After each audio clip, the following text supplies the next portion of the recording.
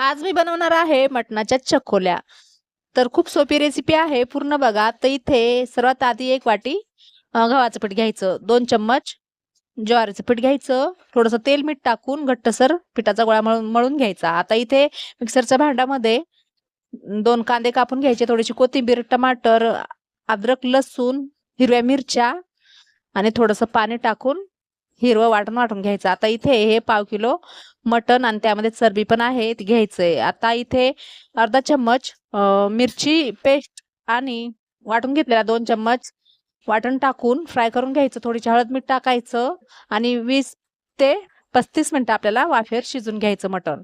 आता इथे या पिठाचे 7-8 गोळ्या बनवून घ्यायचे आणि असं गोल गोल करायचं आणि याच्यामध्ये हे शिजलेलं मटण भरायचं आहे आणि गोल करून चपटी करून दाबून घ्यायचं आहे. अशा प्रकारे 1 वाटी पिठामध्ये 6 ते 7 चकोल्या होतात. तर इथे कढई ठेवायची. कढईमध्ये वाटून घेतलेलं हिरवं वाटण टाकून घ्यायचं.